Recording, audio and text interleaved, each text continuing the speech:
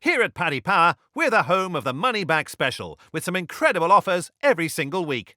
Check out the website or app today. Terms and conditions apply. 18 plus, begambleaware.org.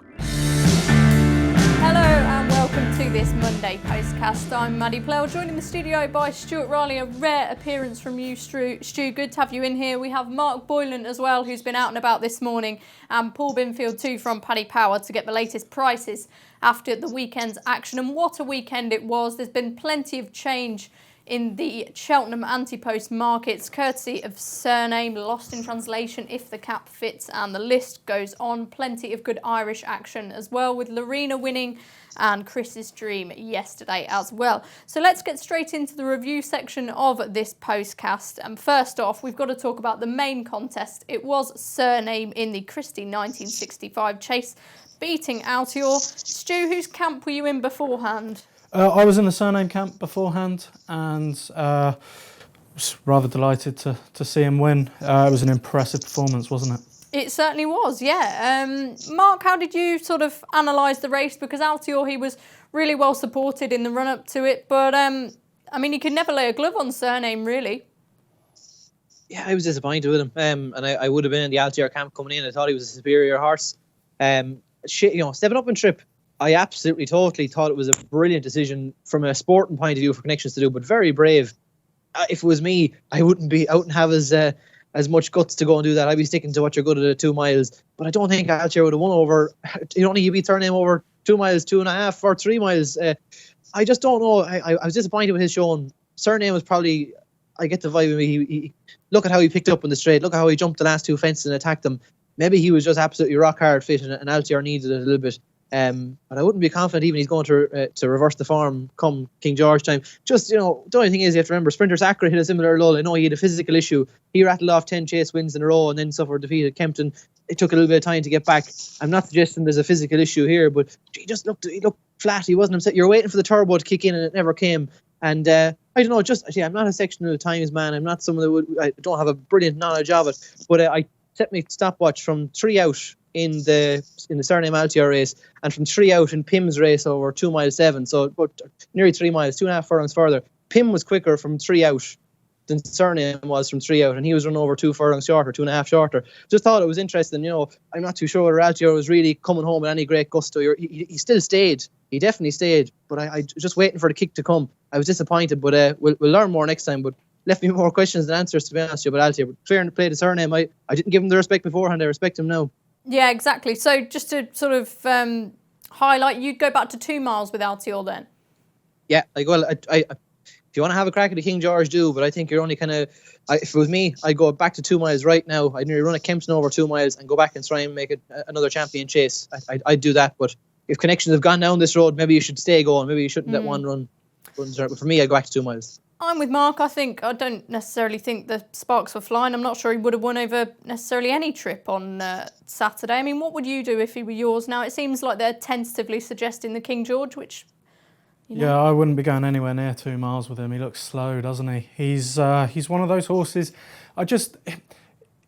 He's been a bit off for a year now. Yeah. You go back and you watch last year, and okay, it's the benefit of hindsight and all of that, but he didn't really dazzle at all last year. He sort of got by on reputation. He was Altior. Nothing really wanted to come and take him on. The way races were run and panned out really suited him because nothing really thought they could beat him. So nothing tried to. And I think it was one of those. Surname came out. He was race fit. He served it up to him and the bubble burst slightly. Now, I think you can point out that he's never really sort of dazzled around Ascot in the past. It's always been a course where there have been question marks. He's thrown up performances around there that you've gone, every time he's run at Ascot, he's looked the most beatable, and you've thought next time out, maybe there's a weakness, and he's gone and shown that that was false. So I would not be giving up on him by any stretch. I would definitely be going to the King George with him next, because I think he'd get beaten silly at 2 miles. The advantage that he may have is if Chacun Pour Soi looks as menacing or continues to look as menacing as he has, he may scare everything else off, and he may well be able to go back, and that could be a battle. It's a 2-horse race rather than a 6-horse race. You look at that King George market and Gold Cup betting, and there's a lot of good horses in there, isn't there? Yeah, there certainly is. Binners, the King George is the pinnacle race with the sort of fallout from this in mind. What prices have we got on Surname and Altior? Well, a very good afternoon to you, Maddie. Yep, in the King George Surname now heads the market. We went 5-2 favourite from 9-2 favourite immediately after the race. It has changed a bit now. We'll be going on to Lost in Translation. And Altior is a 7-1 chance for the Christmas showpiece. Fantastic. Now, another good performance put up on Saturday, Ascot, was by If the Cap Fits, who won his second Coral Hurdle. Thought he won this in really gritty fashion, Mark. Yeah, he's a tough old bugger, isn't he? I thought maybe he might need the run, considering Harry Fry is at a slower start to the season, but this weekend maybe just showed they're turning a little bit of a corner. He had a good winner at Fast Last in the bumper, and a couple of them have ran really well since, but he has been quieter. It's not even a fact that the strike rate isn't too bad. It's just he's had less runners and obviously less winners. Thought the horse was good. 3 miles I thought was going to be exactly what he needs after the performance at Aintree last year. Cheek pieces on then seemed to really suit him, but it was a game performance. I was disappointed with Roxana. It was probably one of the... I thought she'd be capable of doing it, but maybe she's needs a little bit further as well. I kind of saw her as a stayers hurdle prospect, albeit the mares saw her in a very good light last year. But yeah, I think he needs to step up to beat Paisley Park, but you can expect considerable improvement. I think the vibes beforehand were that this was an almost a stepping stone to the long walk, and by God, it's going to be some clash now, isn't it? We can't wait to see that. It is. If he were to face Paisley Park in the long walk, which is likely to happen, Paisley Park will sit on Friday in that long distance hurdle at Newbury. Whose side would you be on? I think this horse can really serve it up to him. I think he gets beaten further than Altior got beaten. He's not going to lay a glove on Paisley Park. He's a different animal. I love Paisley Park. Like, if the cap fits, he's a bonny horse, and he'll win races, but I don't think he's up to that level. That said, these staying types, they do tend to be that sort of, let's call them less dazzling horses. Thistlecrack was very much sort of out of the ordinary when it came to these staying hurdlers. They're not normally that flamboyant. And even Paisley Park, you go back to Cheltenham last year, turning for home, didn't look like he was going to win as impressively as he did. The fact is, he did end up winning impressively. If the cap fits was workmanlike all the way to the line, and I just feel that there's a huge class edge there. Okay, yeah, it'd be good to see if that can be exploited by Paisley Park Banner in the long walk. We'll go on to Binners now, and Binners, I mean, the Stayers Hurdle, Paisley Park, still going to be a favourite for a lot of people. It'll be really good to see what he can do on his reappearance at Newbury. Yeah, lots of people looking forward to that. We're all looking forward to a massive weekend at Newbury. Maddie, can't wait to be there. Paisley Park, as you say, he sets the standard in the staying division. He's 2-1 favourite. If the cap fits, has really jumped in there now, though, Maddie. He was 12-1. He's 8-1 second favourite now. 9-1 is Bainy de Jure. 12-1 for the World's End, Max McNeil, and 16-1 Bar. Fabulous. It will be good to see how that market changes throughout the season if Paisley Park can be as dominant as he was last year. Now, one horse who was dominant, I would argue, was Lost in Translation in the Betfair Chase at Haydock, given a superb ride by Robbie Power, the man of the moment. More of him a little bit later on, but this was Bristol De Mai's stomping ground, Stu, and the young horse put it right up to him.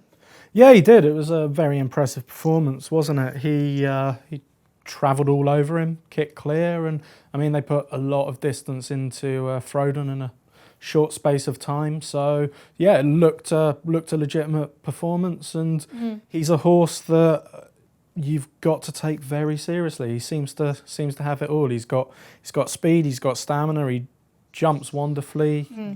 He's got to be towards the top of any list, really. Yeah, I'd certainly agree with that. I think the two perhaps worst jumps he put in were the final 2 fences when he just got in a little bit close, but he was clever, Mark. I mean, Lost in Translation, how do you compare him to the stayers on the other side of the water? What I liked about his performance, and it's something he's done before, but he's obviously got gears. I think a lot of them Gold Cup horses, there's an element of class to them. Album Photo had gears, Size and John had gears. Obviously, it's different. Your Native River is a different sort of a horse. He's more, he'll gallop into submission. But I could see this fella really travelling around. Like before this, I had himself an Album Photo probably as the 2 leading Gold Cup contenders at this stage for me, and he just took a step forward ahead of Album Photo in my estimations after it. He'd have to be impressed, and like for any horse to beat Bristol de Mai in circumstances that are absolutely made for him. I thought it was very impressive. And Robbie, like he's been riding the crest of a wave at the minute. It's unbelievable. And what a position he's in with the firepower he has. He deserves the firepower. But, even I think he admitted himself, he probably got there a little bit too soon. And I think, even though it maybe could have been better for the horse to just go and take his time and then go by him in one swoop, I think the fact he had to get into a battle would have taught him plenty about this kind of heavyweight duels at this sort of level. So, yeah, I'm a huge fan of the horse. I just can't wait to see him next. And it'll be some race if he does line up in the King George. You've got so much to look forward to there. And, Clandazobo, he ought to be an awful lot sharper than he was at Down Royal. Footpad announced himself as a genuine contender at Thurles last Thursday. Obviously we have Surname Altior potentially, Road to Respect was mentioned as potentially one that could get an entry for it. I just can't wait for Christmas. I can't wait for the 26th of December. It'll be brilliant. Yeah, I think there's one thing to add on the Gold Cup front with Lost in Translation that is a potential negative, and that is he's already run at Carlisle. He's had this race at Haydock. They're going to go to the King George. Collins then said that he'll go to the Denman Chase. Then he's going to do Cheltenham, Aintree and Punchestown. He's in for a busy old season, and that could catch up with him. Yeah, so a note of caution there then from Stu. How did Paddy Power react, Binners? Well, Maddie, I got Altior wrong, but I did get Lost in Translation right. I think he's brilliant. He now shares favouritism with Surname for the King George at 5-2. Last year's winner, Clandazobo, on 5-1. 7 Altior, 12 Footpad, who Mark just mentioned, and it's 16 the rest. As far as the Gold Cup goes, Lost in Translation, immediately after the race, we went 5-1 favourite from 8. He's now 9-2 favourite, so a few quid around for him. Kenboy 6-1, 7-1 Alboom Photo, another horse Mark mentioned, 16 Surname, and 20 Bar. Fantastic. Also at Haydock, one horse that I do want to mention before we move on to the Irish action is Stony Mountain. He won the staying handicap hurdle there. It's got an illustrious roll of honour this, and Trevor Hemmings looks to have a really nice staying sort on his hands once again, Mark. What did you think of this horse? Because he flew home from the back of the last. It's gas. You see finishes like this at Haydock sometimes where, it's very tough going. It's stamina sapping stuff when you get into the nitty gritty of it in these staying hurdles. And GC saw it out very strongly. Thought Tedham was an eye catcher and coming home well as well. There's surely a big one in. I know David Jennings is an advocate of his cause. But no, a rock solid horse, and to judge by his trainer's comments, he seems to be a bit of a character as well for them to be dealing with. So I'm sure they'll have plenty more fun with him, but ultimately when he sees a fence, he's surely going to find improvement. So a nice performance from him, and nice for Henry Day to have one like him. Yeah, exactly. Binners, I mean, do we have any idea of where he could go next? He's likely to make up into a sort of staying chase prospect down the line, as Mark alluded to. Yeah, no, I'm not too sure about that one, Maddie, to be fair. No, it is. I think you could go down various different avenues with him. He just looks a thoroughly likeable horse. But that was a competitive race on Saturday. Stu, Stony Mountain, what are your thoughts? Yeah, I thought he was very impressive. He came from a long way back, finished with an absolute rattle. I mean, it was the sort of performance that made you think, 2 years' time, Grand National, this is a horse I want to be on side. The fact that he's owned by Trevor Hemmings only makes that all the more clear, and I think they will very much be working backwards from Grand Nationals in a few years' time, and everything he does between now and then will all be about getting him there. You look at the way they developed horses through, like Bala Briggs and Hedge Hunter. Like I think his whole career will now be about revolving around that race. Yeah, playing the long game for sure. Paisley Park won the race last year, of course, so it is one to keep an eye on.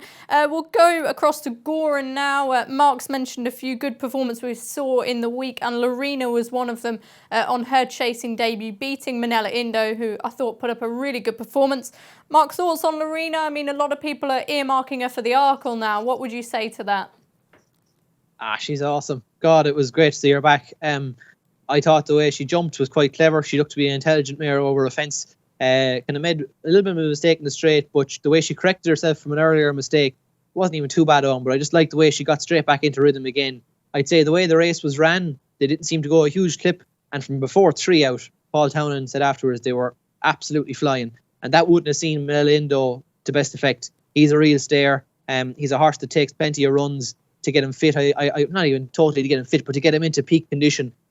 He's ran a stormer now, in fairness, and it'll be interesting. I was in Henry Bramhead's this morning for a press morning, and it was funny. It was joked that Henry would love him to take on a Grade 1 next, and he could be one of the first horses to win Grade 1s over hurdles and fences, having never won a maiden hurdle or a beginner's chase. So it'll be interesting to see what happens there. But yeah, you mentioned the Arkle. I was kind of mixed on that. I nearly would have liked her for a JLT more than an Arkle. Now, she has tons of gears. But just the way she jumped, I think she could be more effective over a JLT sort of a trip. Willie, I think, had said initially he felt that going back to 2 miles could suit, but Paul said that trip could suit her quite well.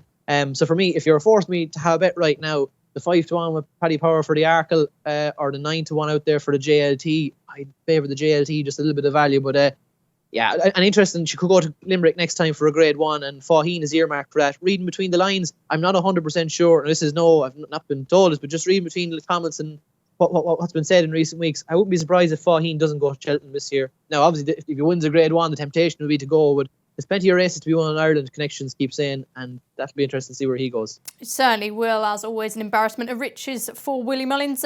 Just sort of rewinding the clock, Stu, Lorena in the Champion Hurdle, does that sort of give you hope from a sort of chasing debut perspective that she's going to look better in an Arkle than she did over 2 miles at the championship level? I mean, I think the thing for me that I would have as a query with Lorena right now is afterwards, Willie Mullins sort of suggested that the long-term goal with her would be the 2021 Mares Chase, which is a classic Willie Mullins thing to say. Yeah, I would say it is disappointing, yeah. But I wouldn't say necessarily disappointing. Willie loves the mares races. I think in terms of her and the ceiling of her ability, if she was the sort of horse you wanted her to be and the sort of horse that you're looking at this time of year, thinking with the Arkle in mind, like you're thinking horses that are going to be contesting next year's Champion Chase or the following season's Champion Chase. You're not thinking horses that are going to be avoiding that contest to take on possibly the weakest race at the festival. So in that sense, I'd say that was something that caught my eye and was a note of caution. Okay. Just one thing there, Stu, like when she won the Mares Novice Hurdle at Cheltenham, Willie said, just if there was ever a Mares Chase here, we'd come back and she'd be an ideal mare for it. So I think there was a little, I won't say tongue in cheek too much because she could easily run there, but there was a little bit of a laugh when he did say himself about the Mares Chase. Oh, come here, if you ask me to have a bet on where she'll run in 2021 at Cheltenham, should all go well, he'd be a fool to think otherwise. But I think from he was saying the makeup of this mare physically, she's a big chasing mare, and I think after his comments at Cheltenham a couple of years ago, I'd say that's where that's coming from. Okay, very interesting then, the inside track from Mark. And you also have the inside track on Chris's Dream, of course, who won the Troy Town so impressively yesterday at Navan. He had the right sort of profile for the race going into it, and as always, it's that man, Robbie Power, and he was superb once again. Yeah, look, he was probably the one there that had the graded potential in him of them. I know it's very easy to say it afterwards, but I just thought he looked the one that had the most progression in it to potentially develop into a nice sort over fences. He loves it around Navan. And I suppose his form last year tailed off a little bit towards the end of the season. Perhaps getting him fresh is the time that's needed. I think he went up 13 pounds, so he'll be up to 159 now. Initially, connections I mentioned the Tiestes, but you wouldn't be shocked if an Irish Gold Cup bid came into the equation at some stage if they didn't fancy a massive, it might be a little bit difficult now to have to be between two stools in terms of handicap and Gold Cup sort of contender. But he has time on his side. He's unexposed. A real nice horse for them to look forward to down there, and there's plenty to look forward to over the week for them as well. They've got Honeysuckle, the prospect of her on Sunday, and the Hatton's Grace as well, where you'll be lining up against your Benny Ju and Apple's Jade and Bicardi's, and yeah, lots to look forward to for them. Indeed, yeah. Chris's Dream, I mean, do you think he was a good winner of not the best Troy Town, or would you be reading more positively into it, Stu? I thought he was very impressive. I think the issue with all of these horses is reassessment and then where they can go from that new mark. I mean, it looked like he joined in the back straight. He would bunny hop the fences, made them look tiny, and he's a great big stamp of a horse. He definitely has the size and scope to suggest he could step up, as Mark says, into graded company and hold his own. It all depends how he gets on when that happens. At the moment, if I had to have a bet, I'd say he'll be one of these horses that falls in between a rock and a hard place of being rated too high for handicaps and not being quite good enough. But it's a changing of the guard, and he is one of these new young horses coming through. He could well keep improving and step up, but he would need to keep improving. Yeah, there's plenty of grade 2s and grade 3s I'm sure he could pick up in Ireland anyway. A lovely horse to have in Henry de Bromhead's yard. Now, before we go for a break, what I do want to mention is Donnacha O'Brien's retirement. Now, he doesn't seem to be on the scene 5 minutes, but what he's achieved is pretty remarkable, albeit with the backing of some very good connections. I mean, the likes, I think, for me, Champions Day, he really proved himself as a top-class pilot, winning on Magical and Kew Gardens. So it'll be a shame to lose him from the jockey's ranks, Mark, but he's going to start training, so it's another O'Brien that everyone's going to have to be fearful of now. No, and to be fair to him, I don't think none of us will probably ever know what struggles I suppose he had with weights. He must be an incredibly tough personality to be able to deal with that side of things, and I'm delighted to see that he was rewarded with Jockey's Championship at that stage of his career. And it's funny to remember back to Joseph in his riding days mentioned that Donnacha was coming along and he'll be better than me. So I'm delighted for him that he's able to go out like this, and I'm no doubt Aidan had in recent months, I suppose, had mentioned certain horses that had been one of Donnacha's winning in Aidan's name. So it'll be interesting to see how it goes. Obviously, couldn't be better bred for the job. And you mentioned some of the highlights of the last year. Maybe a more obscure one that I'd encourage anyone to go back and watch a replay of was Black Lux winning at Limerick. I thought that was right of the season on the flat this year. Just it never looked likely, and he never gave up. And I thought it typified everything that he was as a rider, especially this season when he really hit top gear. He was very, very hard to stop. Yeah, he was. Stu, you're very much a jockeys man. You like looking into their performances and what makes certain jockeys better than others, or what their strengths and weaknesses are. I mean, he was great in the Guineas, won a pair of them on Saxon Warrior and Magna Grecia. I mean, what set Donnacha apart for you? Well, I think the thing with Donnacha, he was a lot like Joseph. He had a very, very cool head on his shoulders. For someone so young being thrust into such high-level competition, it really is no quarter given in those races, and he just took to it like a duck to water, didn't he? It was very rare after a race that you were saying, the reason that horse got beat was because of Donnacha, and I think he was a very stylish rider. He looked great on a horse. He always seemed to be well positioned, and tactically he was very astute. I mean, I imagine growing up in that household, it's very hard not to be. Aidan's very clued into to the way things should happen, and I can't imagine how much of a benefit that must have been growing up, picking up on all of that, because the both of them were fantastic tacticians, and he was one of those riders where you knew he was going to be in the right place, so unlikely your horse was going to get beat because of pilot error. It was more likely you picked one without enough ability. Yeah, exactly that. And I think we enjoyed some great interviews with him as well towards the end of the year, so it'd be great to hear from him when he starts his training career. We're going to take a quick break now before we look at some of the action coming up this week and on the weekend. What's my horse's handicap? The fact that you're backing him? Everyone loves a newbie. That's why Paddy Power Games are giving all new customers 60 free spins on daily jackpot games. New Paddy Power Games customers only, one per customer. T's and C's apply. 18+. BeGambleAware.org. Welcome back then to this Monday Postcast, and it's action from Newbury that we're going to look ahead to on Friday, and a race with an excellent roll of honour. It's at 150, the Ladbrokes Novices Steeple Chase, been won by the likes of Bobsworth, Coneygree and Clan de Zobo in recent years, and Champ, a shining star of the Novice Chase division, could well run in it this time around the Grade 2. We've also got Reserve, Tank and Black Op, plenty of others in there as well. What do you think of this sort of division at this stage, Mark? Yeah, geez, look, if all these horses line up here, we're in for a treat. You'd have to imagine some of them will head elsewhere. But Champ, you kind of made a believer of me at Newbury. I don't know. I was a little bit lukewarm on him last season. I suppose I've been particularly picky with him when you expect such a high standard from him. But I just thought now, the way he saw it out at Newbury on his chasing debut, he's bred for the job as well to be better over fences.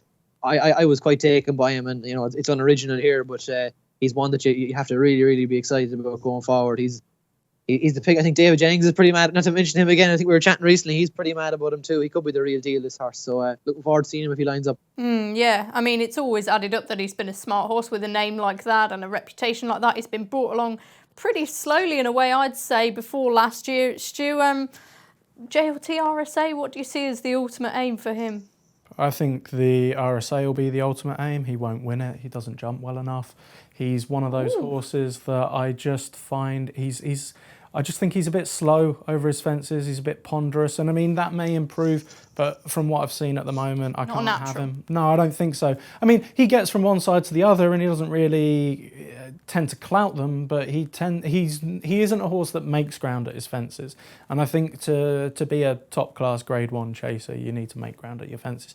So I think he's one of those. I'll be looking to take him on all year. I'll probably do my brains, and he'll probably go and win the RSA as well, just to prove me wrong. But for me at the moment, yeah, he's one that I'd be looking to take on. Okay, so he's no immortal just yet then. Binners, any thoughts on this novice chase? As I mentioned, it's got a really good roll of honour. Yeah, it has got a brilliant roll of honour, Maddie. I have got a few thoughts on it. I'm going to take Champ on, but I'm going to leave that for us later in the programme. We've got some betting on the race. I disagree with Stuart. I thought Champ was brilliant on his novice chase debut, and the bookies seem to agree with me. 6-4 favourite. Black Op is 5-2 along with Reserve Tank. Then it's 6-1 Vision Day Flow, and it's 10-1 Bar. Fantastic. Word on Reserve Tank. What do you think of him at Wincanton? Because he didn't exactly set the world alight at Chepstow, but he overcame that. Yeah, it was a decent enough performance. You know, it's sort of like, yeah, at the end of the day, we get all excited when these horses come out and they win their first novice chase. But let's be honest, they should be. They were miles better than the horses they're running against over hurdles. They've got such a massive class edge. They don't particularly need to jump very well, even to still beat them comfortably. I think it's when you get to the second and third time out, when they're meeting other somewhat decent horses, that you can then really start to get an idea of the pecking order. And you know, I think it's that when you've got these horses that are going to be very short prices, you're looking for reasons to take them on rather than for reasons to be with them. Like, you need to be going through a race and go, I absolutely cannot find a reason not to take this thing on. I guess, okay, maybe they might be a price, but you know, when they're going to be short at the head of the market, you're always looking for reasons to take them on. Reserve Tank, he's a nice horse. It's a good little race. This Black Op's another one with a lot of talent, you know, and I think when you've got horses like that running for you, it's always, you know, always never a bad thing to have those horses on side be taking on a horse like Champ. Yeah, I think we can get carried away, can't we, first time out. We'll move on to the 3 o'clock then, and as I mentioned earlier in the show, we'll see Paisley Park make a seasonal reappearance here. It's the Ladbrokes long distance hurdle, the Grade 2, over 3 miles. We've got the last 4 winners in this. You know what I mean. Harry accounts for 2 of those. Thistlecrack back in 2015, and Beer Goggles, of course, as well. So it's likely to be reflective of the overall picture of the Stayers division. And Binners, I imagine he'll be pretty hard to beat, won't he, Paisley Park? I think he will, Maddie. We make him a 4-7 favourite, and it's 5-1 the World's End, 6-1, you know what I mean, Harry and Thistlecrack, and it's 8-1 William Henry. If I was going to try and take on the favourite, I might have a go with Thistlecrack. It's been a few years since he won this by 6 lengths. That was in 2015 when he was the best hurdler around. It's a bit of a leap of a faith going with him, but he was still a good chaser last year, runner-up in the King George to Clandis-Obo. So if he brought his A game, he might give Paisley Park something to think about. Yeah, I mean, certainly I'd love for that to happen. I know when he went for a gallop around the track, they sort of suggested he'd come on a lot for it, and the King George is the main target, but you'd have to think if he was on a going day, he could really serve it up to Paisley Parker. Mark, what do you think of it? Am I mad to think that Thistlecrack could run a big race too? I don't know, maybe I can see people turning off their screens now listening to me saying that, but I don't know, Paisley Park improved for every run last year. For me, I'd be a little more positive about Thistlecrack coming here in terms of readiness. Like, I think this race could give them a steer as to whether you're looking at, I don't think he's going to go back to a Gold Cup again, but I mean, he mentioned as a potential stayers route for him over hurdles. I just wonder if he was to put up a big show in here, would you bypass your King George idea and go down that road? You know, he could potentially, if he scampered clear, he could give Paisley Park a bit of a test on his first start of the year, when he is a horse that does come on run to run. So, look, it takes a bit of imagination, but I'd be shouting him on. He won't carry any of my cash. I'd like a bigger price to do it, but I hope he runs a big one. I hope he runs a big one for you as well. Stu, you seemed a big Paisley Park fan earlier on in the show. I mean, last year he was winning worse races than this as he improved through the ranks. Do you think he can do it against this sort of opposition? Yeah, I do. This opposition's rubbish, isn't it? I mean, the one horse in there that has the potential to, well, we know absolutely is top class, is Thistlecrack. Whether he can reproduce that is another matter. But I mean, this was the race a few years ago that he really announced himself in, absolutely wiped the floor with them, went on to have that really dominant season over hurdles. If he can reproduce that, then he'll take an awful lot of beating. So I think he's the one to be scared of from a Paisley Park point of view. You don't really want to be taking on a horse that classy first time out. I imagine there'll be a bit left to work on. You don't want to be getting involved as a punter at the sort of price that he's going to be. But all things considered, I think the thing that will make this race interesting is what they do with Beer Goggles, because the whole race could develop into a bit of a crawl, really. There's not much of an onus on any of them to go out and make it much of a gallop. If Paisley Park isn't fully wound up, I mean, they like to sit out the back with him anyway, but they're not going to want to make it a massive stamina test. Thistlecrack will probably do similar, you know, like you mentioned, he's on a path towards another King George potentially. So I think realistically the whole race does revolve around Beer Goggles for all that he really shouldn't be winning it again.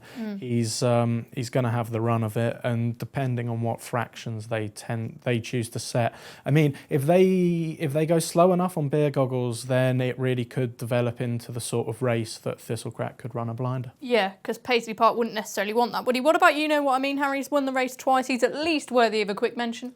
He could start now. Okay. Binners, any thoughts to add before we move on to the fighting fifth at Newcastle? I think I've given you a really, Maddie, I'd love to see Thistlecrack do the business, you know? Certainly would. I mentioned off air, I think I'd be in bits if he could win another race. So for my health at least, let's hope he runs a good one on Saturday. As I mentioned, Newcastle is one of the big tracks as well. The 2 mile Betfair fighting fifth. And although it doesn't look the most competitive race on paper, we do have the dual champion hurdle winner Bouvardere making his seasonal reappearance. He's won the race for the last couple of years. Mark, how do you see it panning out this season? I think Silver Streak's probably his most creditable rival here. And with all due respect to Silver Streak, that tells you a lot about the opposition here. Silver Streak, Grand Side Horse, you'd love to own him, but my God, if Bouvardere doesn't win this, we can forget about it. Like, I think Bouvardere with the champion hurdles, maybe I'm a little bit stronger on it, but this is just, it's a disappointing turnout for the race.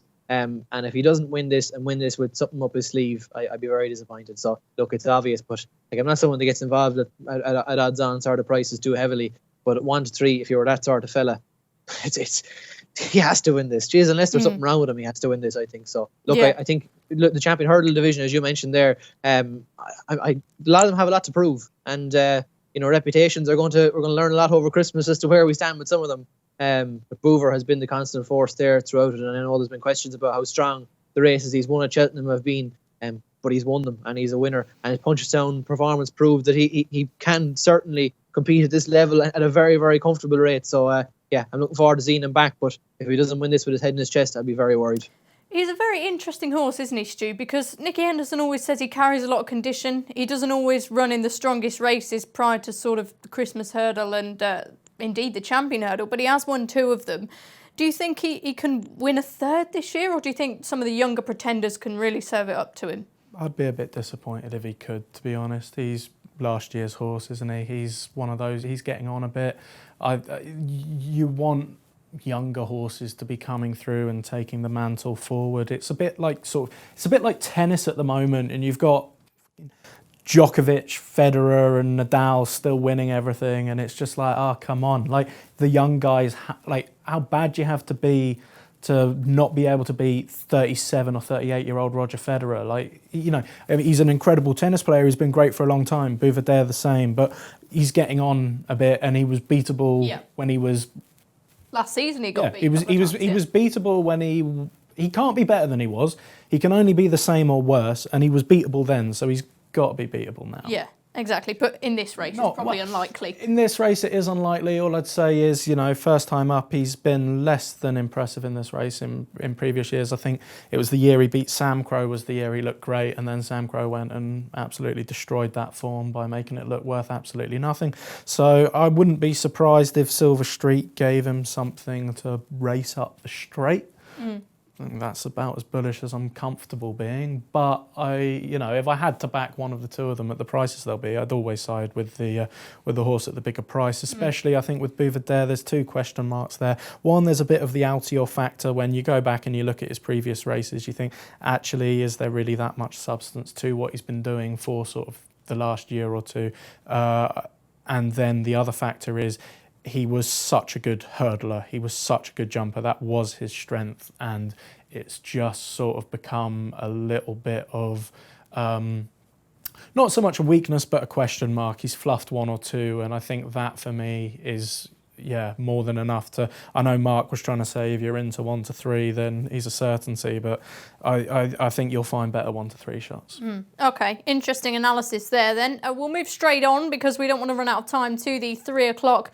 It is the Ladbrokes Trophy on Saturday. Once again, one of the really good handicaps at the start of a season. Binners, run us through your market now, please. Well, Maddie, OK Corral heads the market at 9 to 2. Then Willie Mullins Cabaret Queen 6 to 1. 8 to 1 Elegant Escape, along with on the blind side. 10 to 1 Donnacha Counter, and it's 12 to 1 the rest. OK, Stu, as a group, what do you think of this lot? Is it a shade disappointing not to have something a bit higher rated in there, or do you think they're very progressive and we could really see a future star? I think that we're sort of halfway in between those two statements. I don't think any of the young horses are particularly exciting me. I don't think any of them are the sort of, your Bobsworth, your Denman the first time he won it, that are going to progress through to a Gold Cup. You do have one horse in there who is proven at that level. Admittedly, he did come up just short in a Gold Cup, but Elegant Escape is the class horse of the race. Yes, he'll have a lot of weight to carry, but horses have proved in the the Ladbrokes Trophy in the past that can be done. And at the end of the day, he has a distinct class edge over his rivals. If he gets into a good jumping rhythm, it's a perfect track for him. Newbury, he's a really lovely galloping sort, and I mean it's a tougher ask than when he won the race before, but it's one of the weaker Ladbrokes trophies that I've seen. So I may well side with the classy animal. Okay, Mark, I mean, Cabaret Queen's been a pretty big talking horse in the run-up to this race. She's got a great syndicate of owners behind her and a similar profile to Total Recall, who won it for Mullins a couple of years ago. Tell us a bit about her. Sure, look, she absolutely blew you away the way she won the Munster National at Limerick. But look, effectively here, when you factor in the ratings rise and her mark in the UK, she's effectively £20 higher this time around.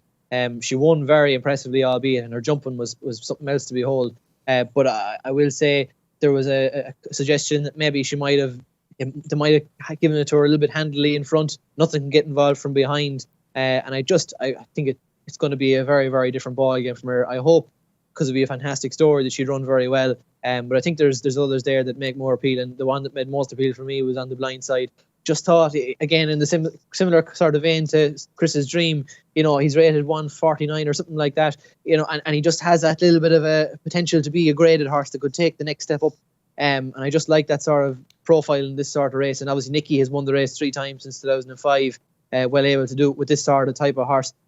Blew away the cobwebs really nicely at Ascot, just stayed on really nicely. One concern I would have is that in the stable tour that Racing Post did with Nicky, he mentioned that the horse is still a little bit timid when in behind horses, so Nico was keen to give him a bit of daylight.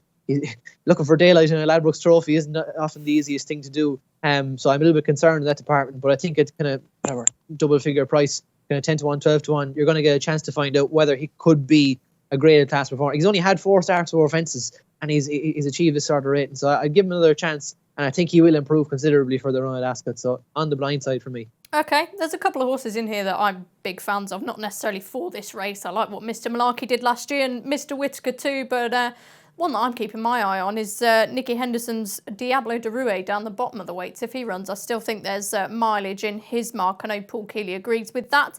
Binners, before we take a break, who's your fancy for the Ladbrokes Trophy? Well, I am it's good of Mark to give his reservations about Cabaret Queen. That £20 is a little bit of a worry.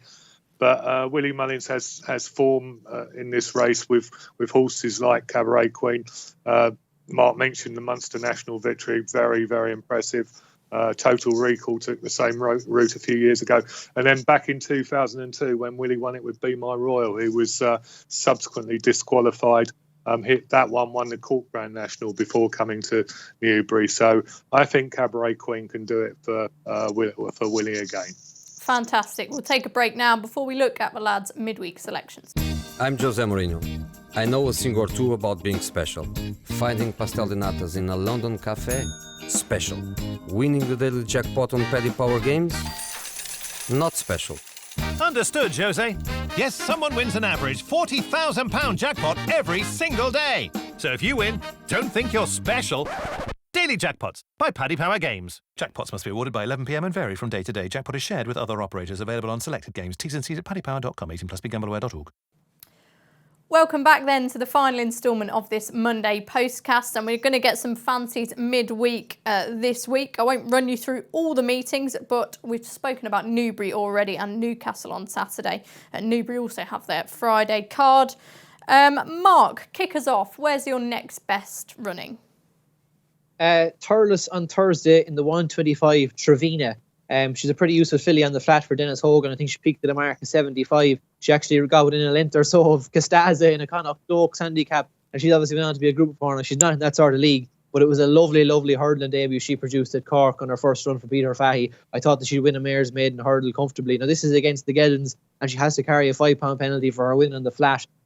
Circumstances could suit her a little bit better, but I just thought she appealed as one with the benefit of that experience behind her that could take a bit of whack in here. And for me, in the 125 at Thurles on Thursday, Trevina, all the T's. Thank you.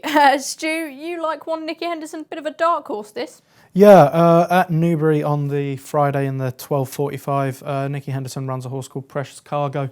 I was at Sandown when he won a novice hurdle, and Nicky straight away then said, kind of have next year's Arkle in mind for him, which is pretty bold statement for a horse that had just won the race he did. It was then sort of a mark of the esteem in which he held him that his next appearance was in a Grade 1 at Aintree. Didn't run much of a race that day, but I mean, they think a lot of him. They've always thought he'd be better over fences, and he caught my eye in amongst the entries. Yeah, he was a very nice novice last year. You get the impression that the best is yet to come. Binner's your next best?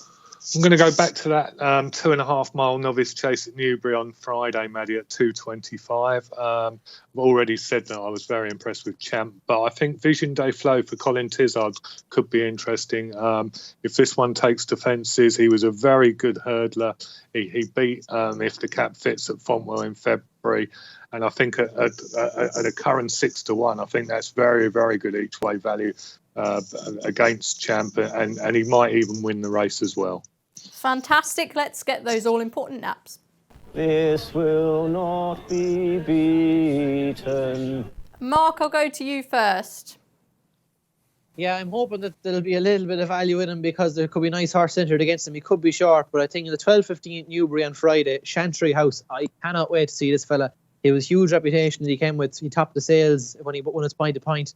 Joined Nicky Henderson and Jip McManus. I thought he won at Warwick, and I think it was the weekend before Cheltenham, around that sort of time, and he was very, very impressive. Just think he could be potentially one of Nicky's best novice hurdlers this season, barring unless there's something wrong with his jumping technique, but there's no reason to think he won't be fine in that department. Chantry House, can't wait to see him 12:15 at Newbury on Friday. Yeah, lots of new stars are coming out of the woodwork. Stu, who's your nap of the week? In the 150 at Newbury, same day as Mark on the Friday, Glenn Forcer of Mick Shannon's obviously ran up a bit of a sequence last season, then had a somewhat disappointing end to the campaign. Think he can get back to winning ways. I absolutely love him as well. Worked really well at Newbury the other day. Glenn Forcer, fingers crossed he can return to form. And Binners. Well, Maddie, a trip up north to Sedgefield on Tuesday, the 120, the 2 mile handicap chase. I'm going for a horse called Jolie Cricket, trained by Nick Alexander. She improved last time on her second start after over 500 days off the track. She was a close second. She's back over 2 miles on Tuesday, and with a little bit further improvement, I think she could be well handicapped off a mark of 86. Fabulous. Thanks very much, Binners, and indeed Stuart and Mark for their thoughts today. That's all we've got time for, but remember the team will be back on Friday to assess the weekend's action. Best of luck with wherever you're betting this week, and we'll see you soon. Check out Paddy's Rewards Club. Simply place 5 bets of £10 or more across any sport in a week, and you'll get a free £10 bet the next week. T&Cs apply. 18+. BeGambleAware.org.